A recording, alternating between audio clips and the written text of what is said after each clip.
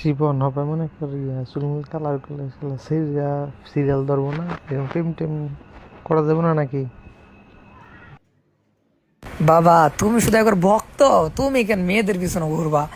আসলে একটা ব্যাপার কি, সেটা হচ্ছে যে আপনি ভাইরাল জিনিসটা কাকে বলে এটা এখনো পরিচিত হন নাই তো, এই জন্য আপনার কাছে মনে হয় যে মেয়েরা নক দিবে কিনা।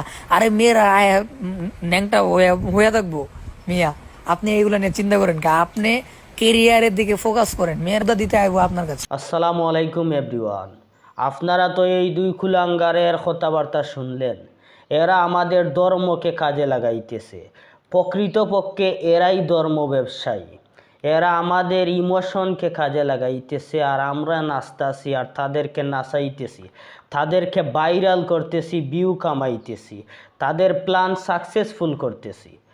আমি যদি ওদের দুইটারে খান্দাত ফাইতাম নানি, দুয়াটারে ফারাজ জুতা লইয়া বাইরে হইলাম, মানে প্রকাশ্যে বাইরে হইলাম, মানে আমি অনুরোধ করলাম ও দুইটার এলাকার যে বাজারা আসছেন তাদেরকে ফিটাইতে ফিটাইতে ফিটাইতে ফিটাইতে বাইরালর দান্দা মাথাতনে হরাইতা, আর নাইলে ওদেরকে আইনের আওতায় নিয়ে দিতা, যে কোনো একটা কর্তা তো তারা ঠিক হইব। আর যারা এই পথে আড়তে চাইব তারাও মনে করব না এইরকম বানা খাইছে, মনে থাকবো সারা জীবন। কথা হচ্ছে আপনি চুল কবে কালার করবেন এটা আগে ঠিক করেন। হ্যাঁ, মানে আমি সেলুন দেখতেছি, ঠিক আছে? আপনি আগে চুল খালি লাল করা লাগবো, পরেরটা পরে দেখা যাবো না, বুঝছেন নি? আগে চুলটা কালাবে, আগে ইন্টারভিউ নেই, আগে ইন্টারভিউ লাগবে আগে। বাবা আপনার এই জন্যই সিস্টেমে কাজ করতে হবে, এই জন্য তো আপনাকে বলছি যে সিস্টেমে, যেমন আসাদ নূরকে দোষ দিবেন আপনি, তারপরে হচ্ছে বড় বড় নাস্তিক যারা তাদেরকে দোষ দিবেন যে তিনাদের সাথে আমি মিশেছিলাম, এই জন্য হচ্ছে আমি এরকম হয়ে গিয়েছি। হ্যাঁ, এটা প্রথম প্রথম বলা যাবে না। প্রথম প্রথম আমার মন স্বাধীন, আমি আল্লাহ রাসূলকেও গালি দিই নাই, আমি কোরআনের বিরুদ্ধেও কথা বলি নাই, আমার মনে চাইছে যে আমি ওরকম থাকবো। আমি টিকটকও করি না, আমি কোনো ভিডিও করি না, আমি কোনো কিছুই করি না। হ্যাঁ, আমার মন চাইছে আমি মনের মতো থাকি। এখানে কারোর প্রবলেম হয় তাহলে তো আমার করার কিছুই নেই। লা ইকরাহা ফিদ্দিন, যার ধর্ম মানে কেন মানে এটা অর্থ তা করবেন, বুঝছেন? কথা হচ্ছে যে আমি আমার মতো থাকি, আমি কাউকে ডিস্টার্ব করি না, আমি কাউকে বলিও না তুমি নামাজ পড়ো না, আমি কখনো কাউকে বলিও না এটা হারাম ওটা হারাম, আমি আমার মতো থাকি, আমার ভালো লাগে এই জন্য থাকি। যখন আপনি ভুল বুঝতে পারবেন তখন হচ্ছে আপনি এটা বলবেন যে আমি বড় ভুল করে ফেলেছি, আপনারা আমাকে ক্ষমার দৃষ্টিতে দেখবেন। আসলে আমি ইহুদি খ্রিস্টানদের চক্করে পড়ে আমি আমার নিজেকে আমি হারিয়ে ফেলেছিলাম, আমি যে আলেম এটা আমি হারিয়ে ফেলেছিলাম, যে আমি একজন আলেম আমার কীভাবে থাকা দরকার এটা আমি ভুলে গিয়েছিলাম। আপনারা আমাকে ক্ষমার দৃষ্টিতে দেখবেন, আমি তওবা করে ফিরে আসতে চাই, আমাকে আমাকে হচ্ছে একবার সুযোগ দেওয়া হোক, আমি আমার ভুলটা বুঝতে পেরেছি, আমি জাতির কাছে ক্ষমা চাই, আল্লাহ সুবহানাহু ওয়া তাআলার কাছে ক্ষমা চাই, যেন আল্লাহ তাআলা আমাকে মাফ করে দেন। আসলে আমি বুঝতে পেরেছি টাকাই সব কিছু না, আমি বুঝতে পেরেছি যে আমার আখিরাতকে গুছাইতে হবে, এই দুনিয়াটা পরীক্ষার একটা হল, আমি দুনিয়াতে কিছু না করতে পারি তাহলে আখিরাতে আমি কি জবাব দিব?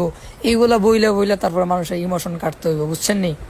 আপনি রাত্রে ম্যানেজ করেন না, আমি হচ্ছে এদিক দিয়ে হাঙ্গা সাংবাদিক যেটাকে চিনেন না, ওরে আমি ম্যানেজ করে রাখছি, ও ইন্টারভিউ নিবে আর ওই দিক দিয়ে ইন্টারভিউ নিবে। আমি বলে রাখছি যে ভাই কালকে যাইতে পারি ভাই, আপনি যেমনি হোক ভাই, চুরি করে এক্সাম নেই হোক ভাই, আপনি আয়েন কালকে আয়েন ভাই, বুঝছেন? সাংবাদিক আবার কেডা?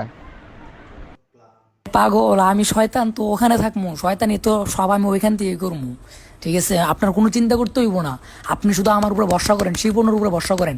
দেখেন আপনার ট্রেনিংয়ে তুলতে কয় মিনিট লাগে, দেখেন আপনি মিয়া, আপনারা বলতেছে আপনি কালকে চলে আসেন সকালবেলা ভাই, যেমনি হোক কয়েকটা হাওলাত করেন, হাওলাত করে তাড়াতাড়ি চলে আন ভাই, কালকে আয়েন। আমি কথা দিয়ে ফেলাইছি যে ভাই হ্যাঁ কালকে আইবো, মানে চুল কালার করতে হে শিডিউল করে ফেলাইছে, ঠিক আছে? আপনি কালকে যেমনি হোক আহেন, কারণ আমারও তো অতটা সময় নাকি, একদিন লস মানে লস, বুঝছেন না? ও হ্যাঁ হ্যাঁ রে, তো চিনি, দেখছি তো। তাহলে তো আসলেই তো বেড়া এই সমস্ত লোকের কাছে ইন্টারভিউ দিলে তো এক সপ্তাহে তো দেয়া সারা দেশে আগুন ধরে যাবো গা।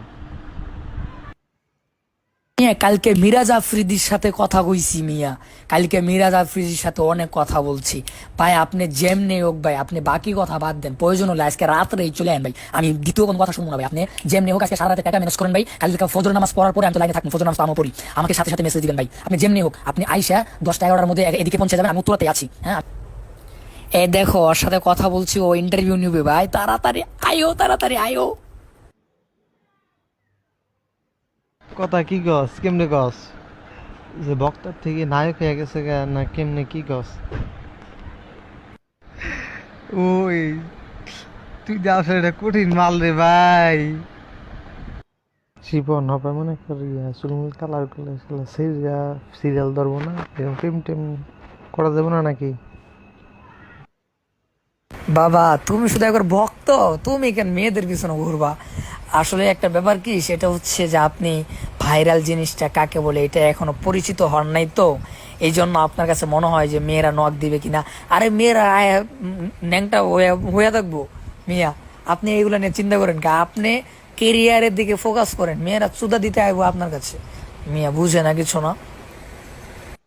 বিষয়টা তোর মনে কর গরম করে লইতে হবে একদম, মানছে যে মনে কর কি কয় একদম হাতে হাতে বিষয়টা যে চলে যায়, বুঝছ নাই?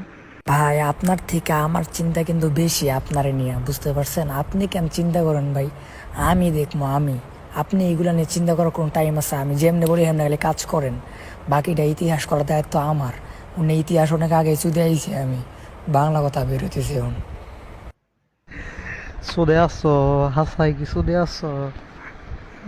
মিয়া যখন আমি আমি ভাইরাল হয়েছি, হ্যাঁ, তখন আমার হাতে কোনো মিডিয়া ছিল না, ঠিক আছে? আমার একটা 21,000 শুধু টিকটক আইডি ছিল, আমার হাতে কোনো মিডিয়া ছিল না।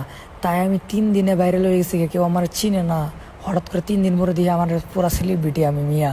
আর আপনি বলতেছেন আপনার চিনবো না, মানে ফাইজলামি করেন মিয়া। অথচ আপনার হাতে যত মিডিয়া আছে সব আপনার হাতে, আমার হাতে থাকা মানেই তো আপনার হাতে।